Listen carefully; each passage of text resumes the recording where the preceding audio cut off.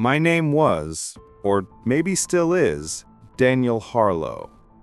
Until last Tuesday, I believed life was mostly predictable. Morning coffee, the same route to my office, the faint smell of printer ink on my sleeves. I was a quiet accountant in St. Clair, Pennsylvania, population 12,001. The one, I suppose, was me. At 7:42 p.m., my cell phone lit up. The caller ID read unknown. I almost ignored it until I noticed something strange.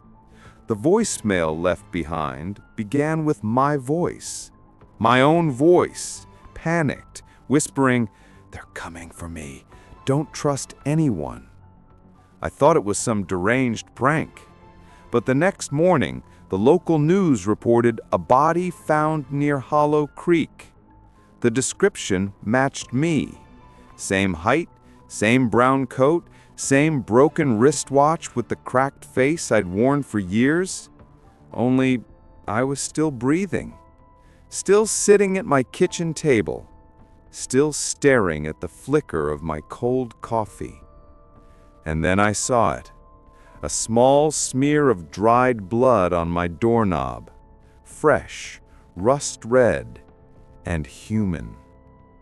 When the police arrived, they told me I was already dead. Detective Mara Quinn arrived that night, and I'll never forget her eyes. Gray, analytical, almost pitying. She said the victim found by Hollow Creek carried my wallet, my keys, even my wedding ring I'd lost 3 years ago. Dental records were a perfect match. I told her I was Daniel Harlow. She didn't laugh. She just looked tired. Then, who's in the morgue? That question became the only one that mattered. I joined the investigation unofficially, obsessed, sleepless, desperate for answers. Records showed my credit card was still being used days after the supposed murder. Each purchase, gas, motel rooms, cash withdrawals around Pennsylvania, circling St. Clair like a tightening noose. A motel clerk recognized me from a surveillance still. "Yeah," he said. "Quiet guy. Stayed one night. Kept checking over his shoulder." But something in that footage chilled me. The man looked just like me, but his left hand had a scar mine didn't. That night, a file appeared on my doorstep. No name, just a USB stick. Inside, photos, timestamps, receipts, and a single line typed in bold white letters. "You were supposed to die last week." I spent hours at the police archive digging through old disappearance cases. One name stood out: Ethan Vale, a government whistleblower gone missing 2 years ago. The morgue photo, the me they found, wasn't exactly identical. The bone structure, faint scars, they all matched Ethan's. My DNA test revealed a deeper shock. Ethan Vale was my biological twin. Separated at birth, adopted secretly, record sealed. Someone had tried to erase that connection. Someone powerful enough to bury 2 decades of paperwork. When I told Detective Quinn, she froze. "Daniel," she whispered, "Ethan was part of a witness protection program. He exposed a financial cover-up involving a national defense contractor." And that was when I remembered the audit file I'd been reviewing the week before my death, the millions wired to offshore accounts under ghost names. One of those names? Ethan Vale. Somebody wanted to silence him, and they mistook me for him. But if I was alive and he was dead, that meant the killer thought their job was done. Until my phone buzzed again. One text message. "You're next." I stopped sleeping. Every knock on the door felt like a countdown. Detective Quinn placed me in protective custody, but I wasn't safe. Someone inside knew where I was. One night, the power went out.